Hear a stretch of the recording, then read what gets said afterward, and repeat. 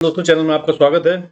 आज की top news, Covid vaccine का जो ड्राइव चल रहा था उसके अंदर बहुत कमी आ गई है। बहुत कम लोग जा रहे हैं वैक्सीन लगवाने, और गवर्नमेंट ने, हेल्थ मिनिस्ट्री ने इसको डिसाइड किया है कि इसको बढ़ाने के लिए दिल बी स्टार्टिंग अ प्रोग्राम हर घर दस्तक, ताकि फिर से बढ़ाया जा सके गिनती को, वैक्सीन लगवाने वाले लोगों की गिनती को।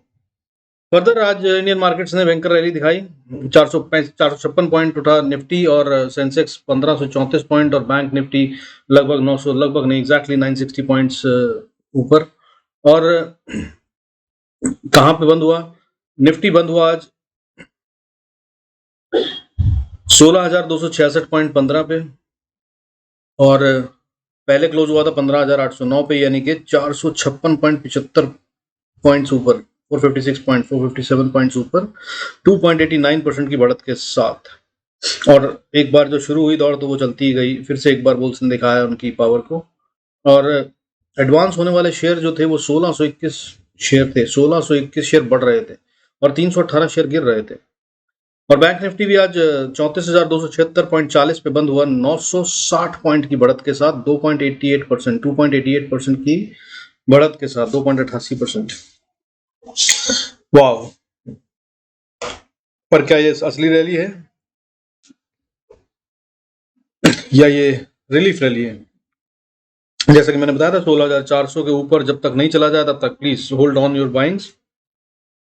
हालांकि मुझे अब ऐसा लग रहा है कि जब जब नीचे आए तब तक हमें थोड़ी बाइंग करनी चाहिए और अपना पोर्टफोलियो बनाना चाहिए, क्योंकि ऐसा लग रहा है कि ये अब 16,000 के नीचे 15,730 जो बताया था मैंने आपको लेवल, वो अभी तक तोड़ा नहीं है और नहीं तोड़ेगा। और जितनी, देखिए, जब ऊपर रेजिस्टेंस होती है और उसको बार बार टच करती है ना मार्केट, तो ये कंफर्म होता है कि वो वीक होती जा रही है, वो उड़ा देगी।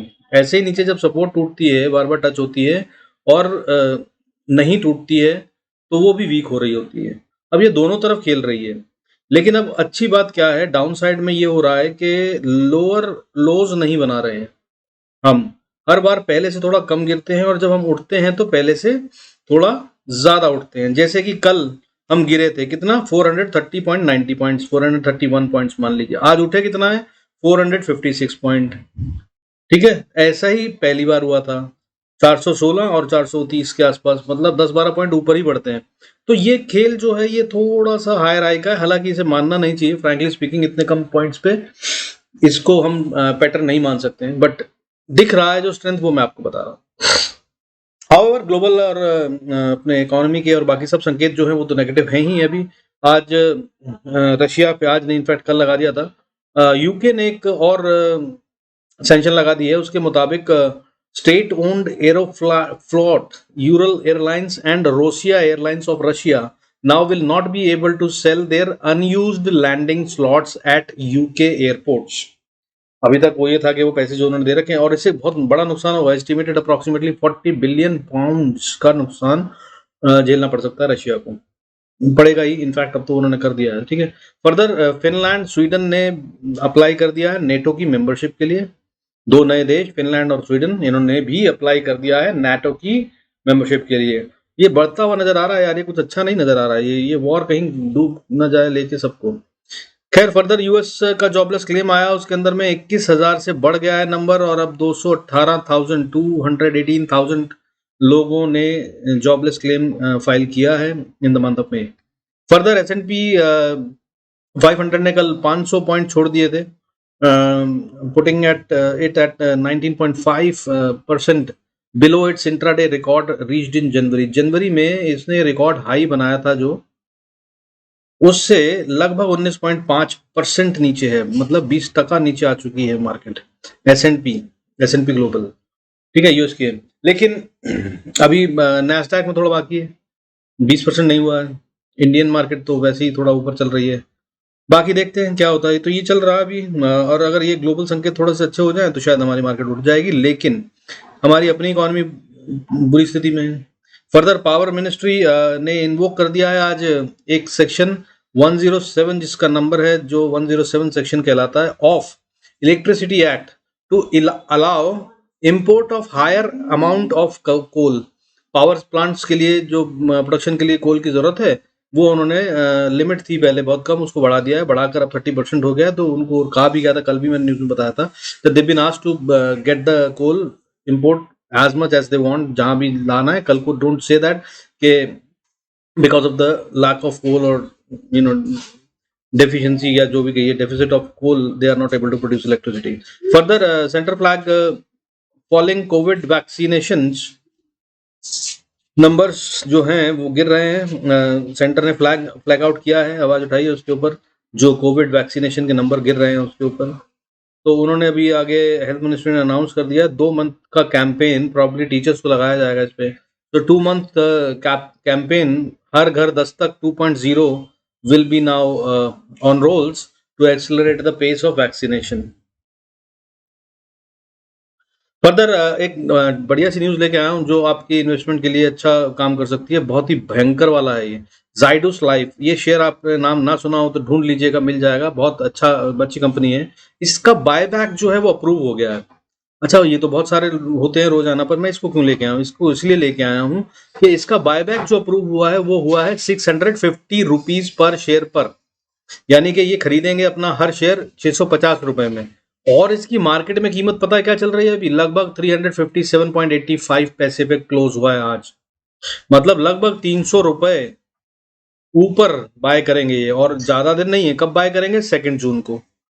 2 June will be the record date of eligibility. लेकिन इसमें एक बात ध्यान रखिए, ये जो बायबैक का साइज है ये 750 करोड़ का है, और इसमें जो शेयर ये खरीदेंगे वो है 1,15,38,461। तो मतलब 1,15,00,000 के करीब शेयर खरीदे जाएंगे सिर्फ उसी के अंदर में। अगर आपका शेयर आ जाता है बायबैक के लिए तो लॉटरी लग जाएगी।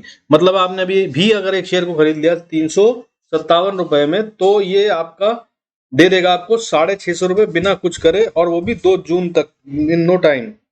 पर देखते हैं क्या होता है। ठीक है, सो मेरे को लगा इंपॉर्टेंट है, शेयर करना चाहिए, so I am doing it. बाकी further as per your wiseness and your financial advisors, do take a due action.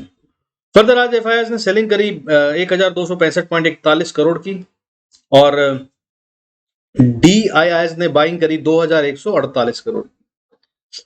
उससे हमारी मार्केट उठ गई 456 पॉइंट, 456 पॉइंट्स। और इस तरह से एफआईआई की सेलिंग की figure for the month of में पहुंच गई है 44,102, और डीआईएस की सेल बाइंग की फिगर बन गई है 36,208 फॉर द मे।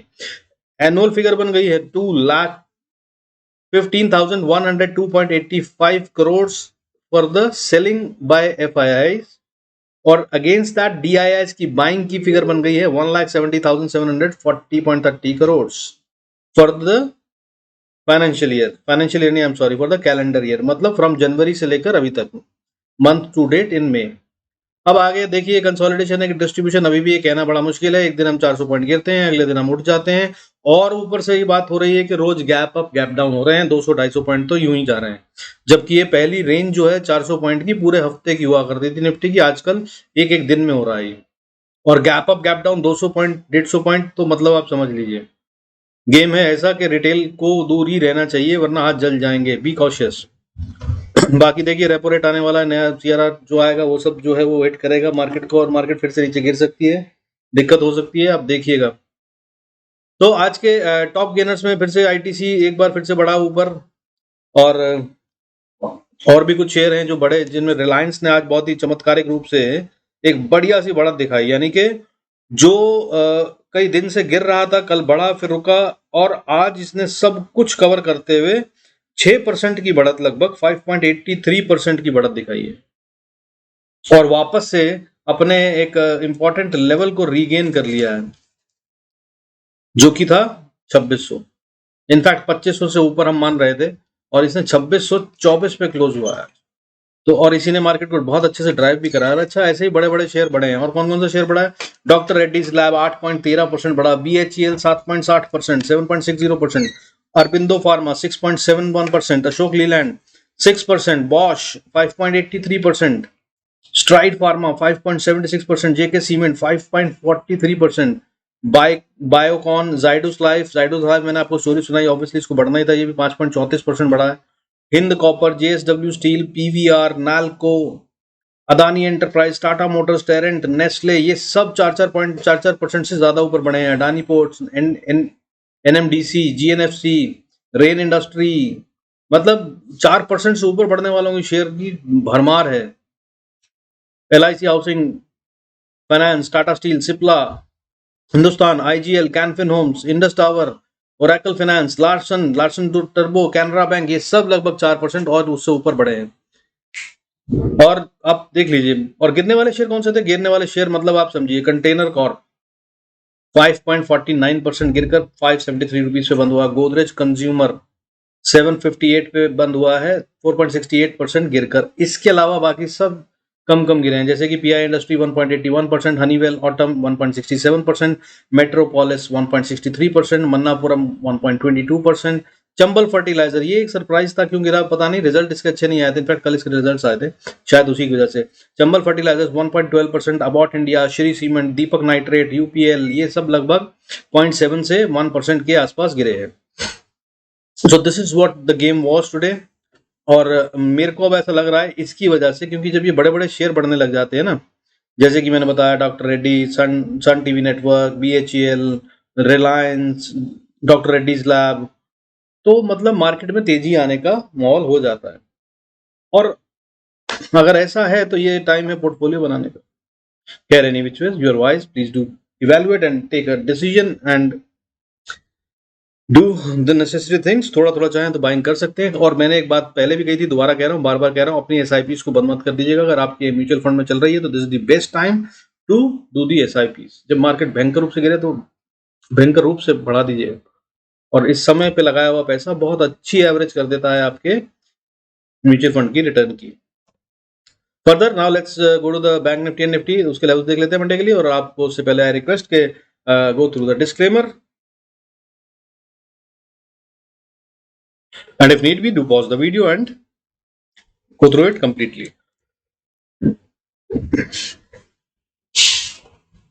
ये देख लेते हैं निफ्टी और बैंक निफ्टी के लेवल्स। मैंने जो लेवल्स दिए थे वो बहुत अच्छे से काम करे, हालांकि सीधा जंप मार के उसके ऊपर चले गए हम। 16,000 मैंने कहा था, कल नीचे आ गए थे उसके सीधा, और आज सीधा उसके ऊपर चले गए। और उसके बाद जो लेवल्स दिए हैं वो बिल्कुल ठीक से काम कर रहे हैं।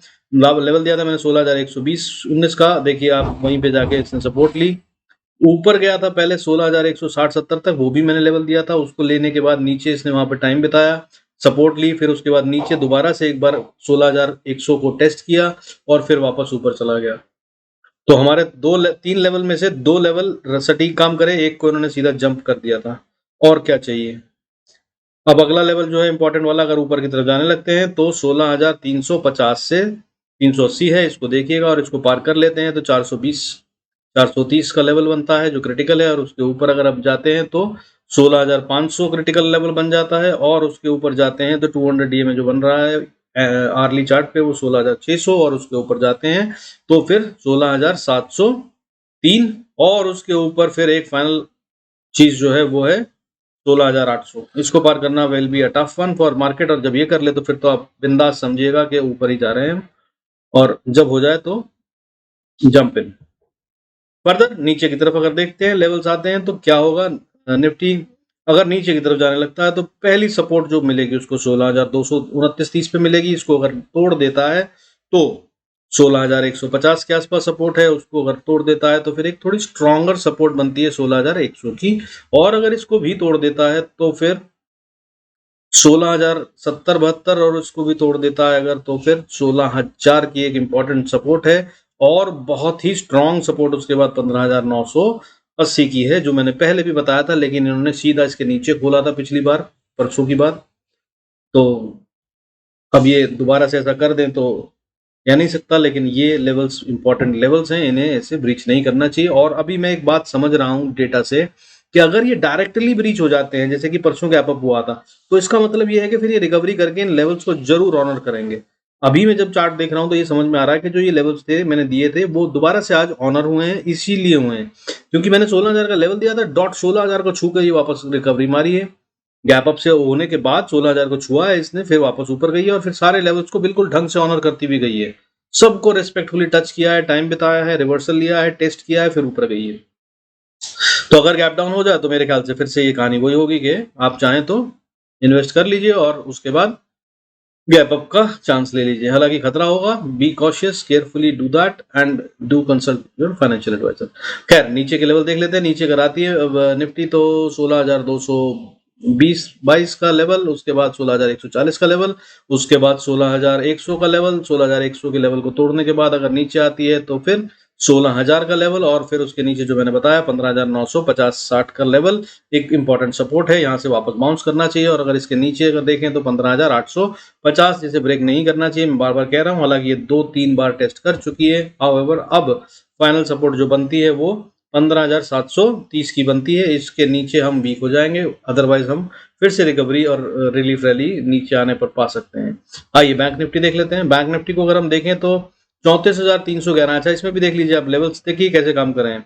मैंने जो नीचे का लेवल दिया था 35,600, उसको इसने पार करके ही खोल दिया, सीधा ऊपर गया, और ऊपर जाने के बाद फिर इसने उस लेवल को टेस्ट किया दोबारा से, दैट वाज 33,850, और 850 को टेस्ट करने के बाद फिर ये ऊपर गया। देखिए इसने डायरेक्ट अगले लेवल को जो 34,000 का लेवल मैंने दिया था उसको टच करा, और वहां से थोड़ा सा नीचे आया। फिर उसके बाद एक स्ट्रॉन्ग कैंडल जिसमें नीचे कोई रिट्रेसमेंट भी नहीं आने दी इन्होंने, उससे ये ऊपर लेके गए और 34,000 को पार कर कर फिर अगला लेवल जो मैंने दिया था वो दिया था 34,160। और देखिए उस पे 1 2 3 4 5 6 कैंडल, 6 कैंडल मतलब 3 घंटे इसने उस पर बिताए, बार बार जाकर टच करा फिर नीचे आया, टच करा फिर नीचे आया, फिर नीचे के लेवल को टेस्ट किया जो मैंने कहा था, वो था 33,400 का, 34,000 का, उसको टेस्ट करा 2 बार, फिर वहां से सपोर्ट ली, और फिर उसके बाद नई जर्नी शुरू करी।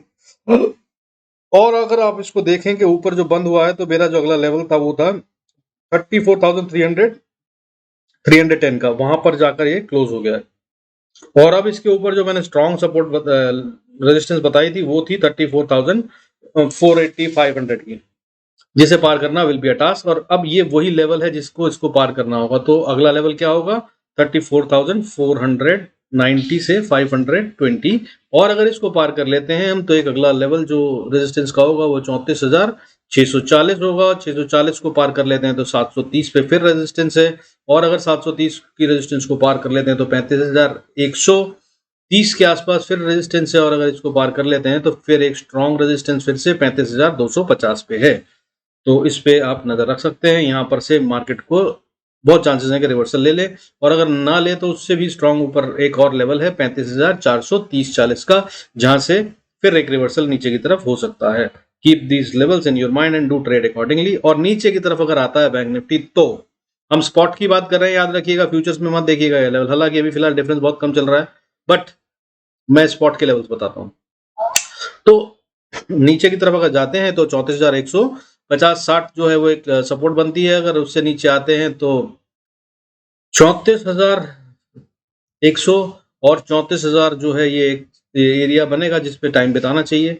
और उसके बाद 34,000 को अगर तोड़ देते हैं तो अगला लेवल जो बनता है वो 33,850 का बनता है, और अगर इसको तोड़ देते हैं तो फिर नीचे की तरफ अगला लेवल 33,625 बनता है, और 33,625 के बाद 33,000 के बाद हम अगला लेवल जो देखेंगे वो 33,350, और उसके बाद अगला लेवल सपोर्ट का जो होगा वो 33,300, और अगर इसको तोड़ देते हैं तो फिर फाइनल लेवल जो आता है वो 33,200 150 के बीच में, 150 से 200 के बीच में, और उसके बाद 33,000 विल बी दी डेडलाइन। इसको पार कर दिया तो फिर नीचे ही नीचे है, हालांकि ये काफी अच्छी रिट्रेसमेंट बार बार दिखा रहे हैं और सपोर्ट ले जा रहा है बार बार, और लगता नहीं है कि इसको तोड़ने देंगे, कोई तो है जो बचाना चाह रहा है और काफी ताकतवर है इसलिए बार बार हो रहा है, या फिर ये पब्लिक को बेवकूफ बनाया जा रहा है और यहाँ पर हैंड्स चेंज हो रहे हैं और वीक हैंड्स को रिमूव किया जा रहा है। कोई एक बहुत बड़ा मूव अपसाइड का भी हो सकता है, अब मैं ऐसा कह रहा हूं क्योंकि आमतौर पे कहा जाता है कि एक लेवल को एक बार 2 बार टेस्ट किया जाता है, तीसरी बार में आके आमतौर पे ब्रेक हो जाता है, और अगर तीसरी बार में ब्रेक नहीं हो तो वो वापस तो नहीं जा पाता, हालांकि यहाँ पे ऐसा हो नहीं रहा है इसलिए, और ऊपर की तरफ जा रहा है, बट ऊपर में हाई छोटे होते जा रहे हैं तो वेज पैटर्न की तरफ में बढ़ रहा है। ये वेज पैटर्न अगर आपको पता हो तो एक ट्राइंगल टाइप बनता है, तो इसमें तो जिस तरफ ब्रेकआउट होगा उस तरफ बड़ा वाला मूव आता है, लेकिन इसको बनने में भी और बहुत टाइम लगेगा क्योंकि वेज पैटर्न में मतलब जो उसका ट्रायंगल कहीं जाकर बंद होता है वहां तक ये बार बार छोटा छोटा रेंज बनाकर कंसोलिडेशन या डिस्ट्रीब्यूशन करते रहते हैं। तो अभी अगर आप नहीं समझ पाए मेरी तरह तो बेटर है ट्रेड मत कीजिए, क्योंकि सुबह ही सीधा गैप अप में गेम हो जाता है, उसके बाद मौका ही नहीं लगता कि आप एंटर कर पाए। छोटी सी स्कैल्पिंग कर करा के 900, 1000 रुपए, 500 रुपए, 1000 रुपए एक लॉट पे कमा सकते हैं तो कमा लीजिए, वो भी बड़ी बात है। वो भी खतरनाक है, गलत पड़ जाए एक बार तो सारा चला जाता है। ठीक है, तो do good trades, be profitable, stay connected. Thank you so much for watching and all the support. God bless us all.